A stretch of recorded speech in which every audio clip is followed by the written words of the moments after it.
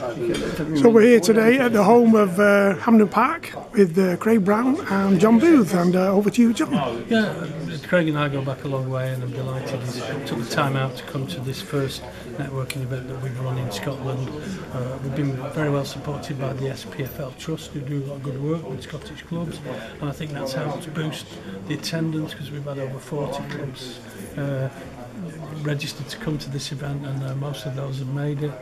And I think they've been rewarded with some great exhibitors, some great products, and fantastic presentation from our sponsors, Ticketmaster, and from Mr. Craig Brown, who gave us a couple of insights into Scottish football that not many people knew. Well, I know about sponsorship because that's one of the ways to keep Scottish football alive. And I told the folks a couple of stories about the first ever sponsored match in Scotland and the first ever sponsored jersey. And the jersey one would interest people because Hibernian had Bucktat as their shirt sponsor.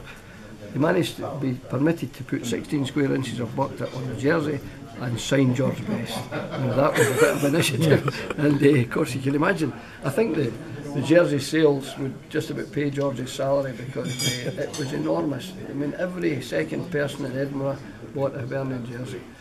But to come back to the event, I think the Football Trades Directory is very, very prominent in England, but it's not well known in Scotland. And I think after today, and with a few more events such as this, it will be equally prominent in Scotland. And I think I'm honoured to be asked to come along because I worked, as I said, with John and Tony Scholes at Preston, and then they were headhunted, and off they went to Stoke City, which was a disaster for Preston. But then Alec Ferguson, I met him, just nothing to do with these guys. They just said to me, the best run club in England is Stoke City. Now this is meaning the whole organisation of the club, the commercial side and the chief executive role. He didn't talk about the football side, he was meaning the club as a football club. And he genuinely said that, and I thought, well, that's quite an accolade from Sir Alec, because he knows everything about football, as he keeps telling me. Knows more than you, does he? Well, certainly knows more than I do. He's forgotten more since last night than I know. No, yeah, I mean, it's. I think that's why the Football Trade Directory works. I hope it works well in most people's view, is because I've sat on the other side of the desk, and I've run clubs and know what suppliers, how difficult it is to get to see clubs and to do business at clubs. And that's what we hope to achieve here. And I think in Scotland particularly, because they're not graced with the same level of easy media money that the English clubs have got. They've got to work a bit harder, haven't they? Absolutely. Oh, the money in England is, we say in Scotland, the word we use for the money in England is obscene. It's huge. I remember, honestly, when we won promotion, when I was at Derby, the chairman, a lovely gentleman, Peter Gatsby, he was in tears almost, you know, he had his arms around Billy, and he said, I can't believe it, gentlemen, I can't believe it. What can you not believe, Mr. Chairman? He says, guaranteed 52 million. Now I said, how do you work that out? He said, well, if we're bottom of the Premier League next year, we get 30 million and 2 11 million parachutes.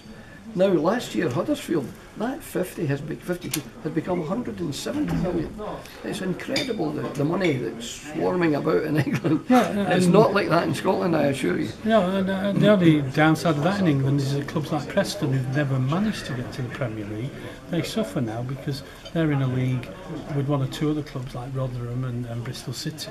Yeah. They're in a league full of people who've had parachute payments. So it has its downsides in England.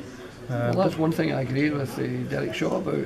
Derek said, you know, for us to get into the Premier League, it's quite an achievement because there's at least half a dozen sides then who are in parachute payments, and they start at a huge advantage. But in Scotland, they don't have the same luxury of them washing around with TV money. So hopefully, some of the clubs who've been here today will have benefited, and hopefully the start of something big. Yeah, yes, well, I represent Aberdeen Football Club. I'm on the board at Aberdeen, and you know, I've got a colleague of mine who's in the commercial side, Dave Bowman, mainly technician there, very clever guy, fancied and qualifications. And Dave is here representing the football club because the commercial manager couldn't make it, but he didn't duck out. He sent a very, very high-profile member of staff, and Dave Bowman is with me here. And anything that they want that they see here, I will be encouraging the board of directors. Yeah, I mean, we've been very well supported, not just by the Premier League sides in Scotland. I think all bar 2 have made it, and the ones who couldn't have sent apologies.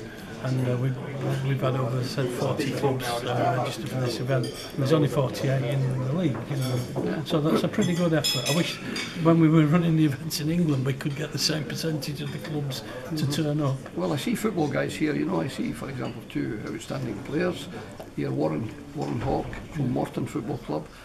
Warren's from Newcastle, and he's one of the famous strikers that they had. He's now chief executive at Wharton. He's here. Jerry Craney from Partick Thistle Football Club, an under-21 internationalist, and now of course retired, in charge of the youth development there.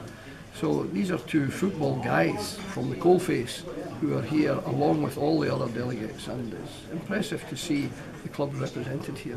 Well, it's been an absolute pleasure to hear from you today. It's been fantastic. Anything else to add, John?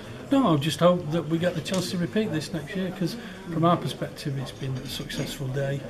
We've had some great feedback, and I'll be talking to the guys at Hampden about doing a repeat next year. Yeah, I'm sure the feedback will continue, because, you know, I dare to till all the messages come into you, John, and I'm sure they will, because, you know, I've spoken to many of the exhibitors, and they're very enthusiastic about 2 things. 1, the whole setup, and 2, the venue. The venue's the home of Scottish football here. This is where we beat England all the time, you see. So this is where Kane had to come out just in the last kick of the ball to get a draw when we were up 2-1, and Harry Kane got a draw. But you know, this is the place, and you can see it's well appointed inside. Yeah, it's not outside. It's a bit, how can we say, Spartan in some areas. We've had 50 of these events nearly in England.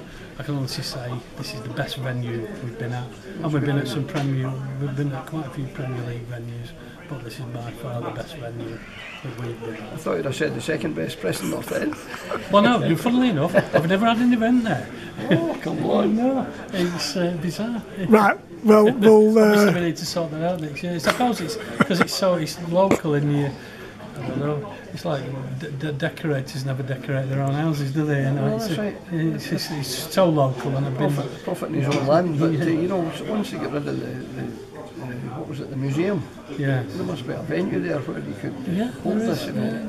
well, we was told to bring our boots, so John, Craig and myself are off to have a kick around on the pitch. Thanks very much, gentlemen. Well, hopefully we don't do like Harry Kane did. Scored an equaliser out there in the last minute. Thank you very much. Thank you. Bye.